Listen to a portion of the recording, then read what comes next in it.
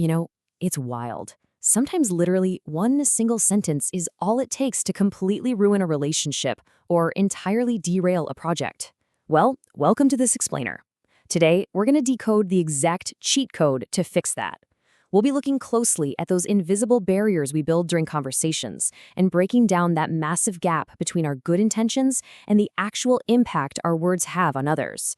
And I'm going to show you exactly how understanding this gap is the literal secret to saving your relationships and stopping workplace conflicts dead in their tracks. Let's get into it. Okay, so let's dive right in. Basically, a conversation crashes and burns because one person genuinely meant well, thinking, hey, I was only trying to help, but the other person instantly felt attacked. It perfectly highlights this massive gap between intent, which is what we mean to say, and impact, which is how the other person actually feels. You can say the exact same sentence, yet have two totally different realities happening in the same room. Why is one person just confused while the other is ready to scream?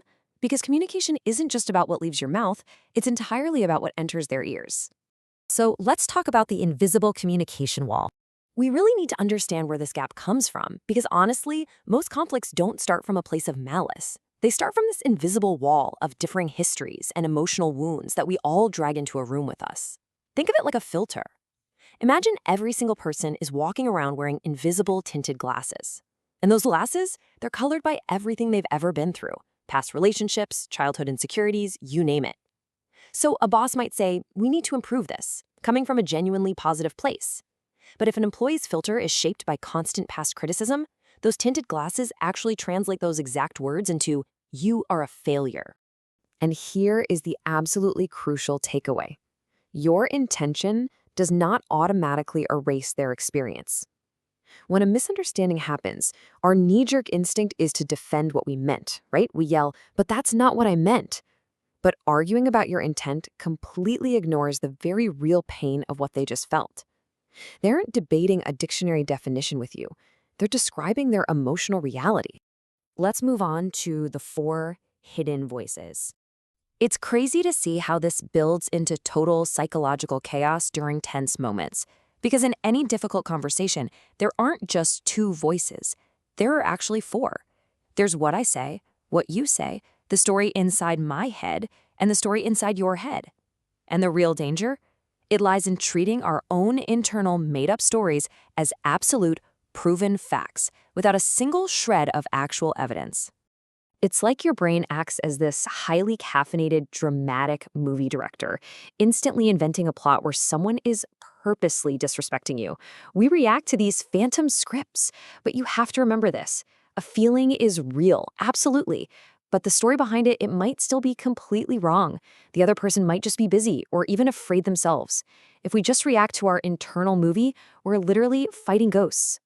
Which brings us to the ego versus the message. This is a massive roadblock. Before logic even gets a fighting chance to process a difficult message, our ego leaps into the driver's seat to make us feel safe. And it usually takes one of 3 distinct forms.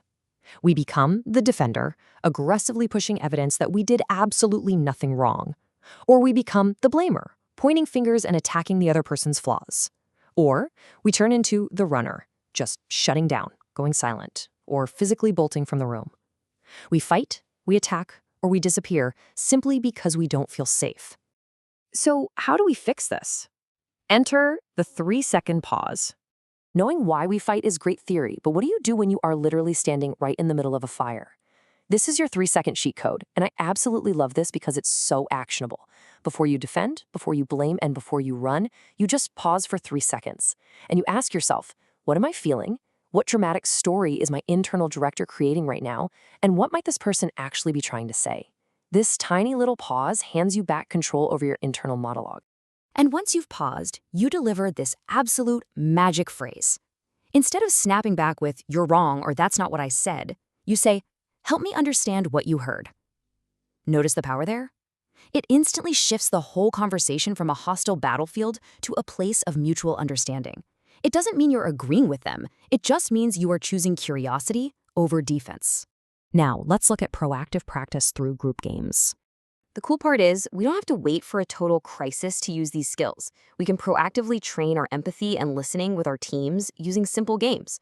Look at these team building activities from Surf Office. They specifically target the ego. Take Build a Bridge, where teams have to rely purely on verbal cues because they can't see the other side. Or Communication Origami, folding paper with your eyes closed, based only on what you hear.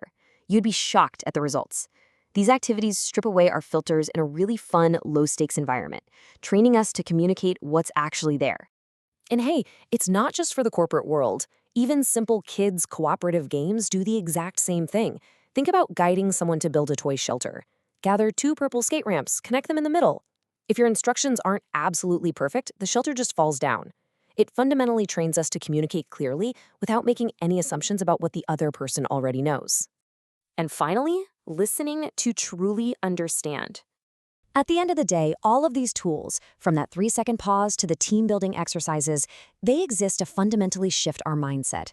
They stop us from constantly asking who is right and get us to start asking what happened between us. So I want to leave you with this thought. Have you ever experienced a situation where your good intention was completely misunderstood? Think about how that felt. Saving a relationship doesn't require you to have the perfect words. It just requires the courage to stop the fight, pause for 3 seconds, and truly listen. Try that magic phrase and just watch how quickly those invisible walls come crashing down.